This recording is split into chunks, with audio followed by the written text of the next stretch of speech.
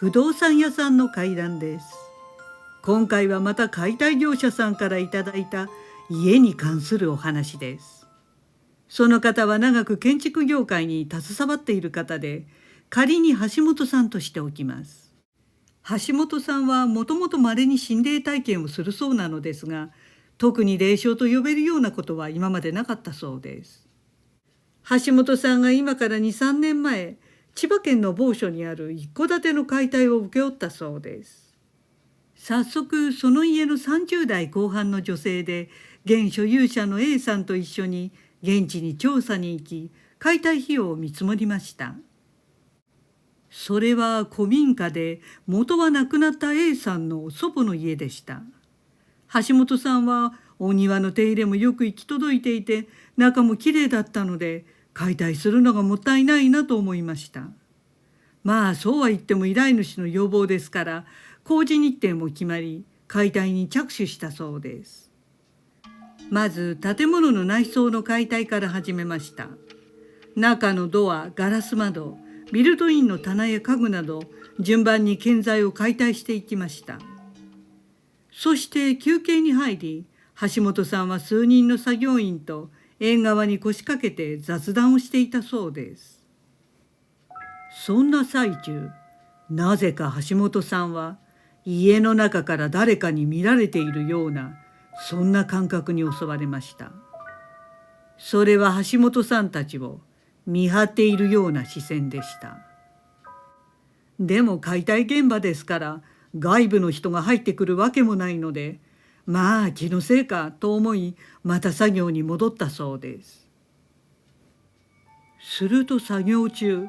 突然女性の声がどこからともなく聞こえてきました。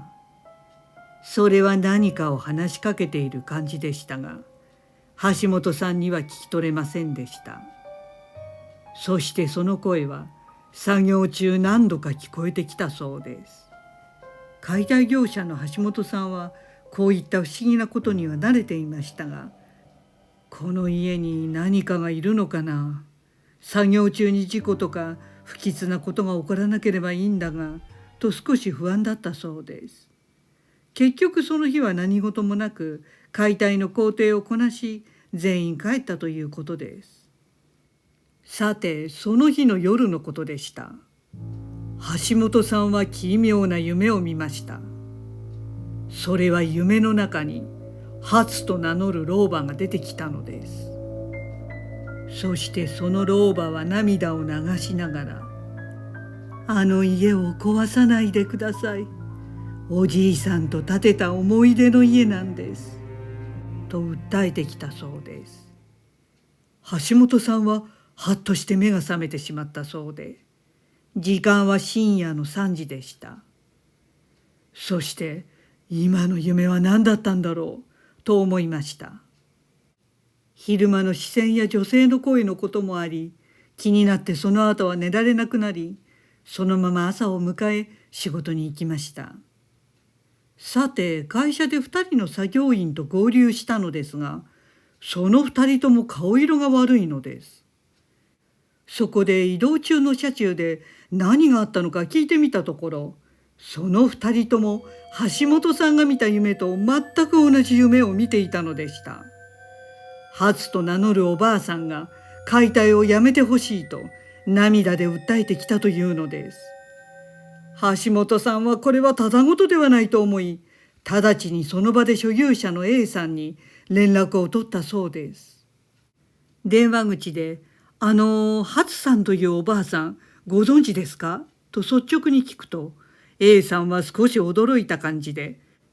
はい、祖母の名前が初です。なぜ祖母の名前をご存知なんですかと答えました。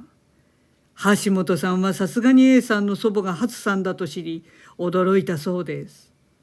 そこで橋本さんと他の作業員2人の夢に初さんが現れて、あの家はおじいさんと大切にしてきた家だから壊さないでくださいと懇願してきたことを説明しました。電話口でしたから A さんがどれくらい驚き、橋本さんの話を信じたのかは分かりませんでしたが、少し間を置いて、そんなこと言われてもあそこは建て替えて住む予定でして、それに祖母は5年前に亡くなっているし、供養もちゃんとしているんです。だから大丈夫です。構わず続行してください。というのでした。橋本さんは実際に祖母に夢枕に立たれていない A さんには、事の重大性が分かっていないと感じました。結局その日は橋本さんは気が乗らず、解体した内装の掃除と片付けだけにして帰ったそうです。次の日は日曜日で休みでしたので、橋本さんは買い物をしていました。するとそこに A さんから橋本さんの携帯に電話があり、出てみると、すいません。ちょっと工事をストップしてもらえませんかというのです。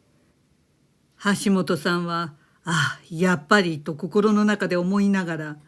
僕は構いませんが、何かありましたと聞くと、A さんは続けて、昨夜私の夢の中にも祖母が現れたんです、と言いました。橋本さんはおばあさんが A さんに怒っているからだなと思ったそうです。そして A さんはさらに続けて、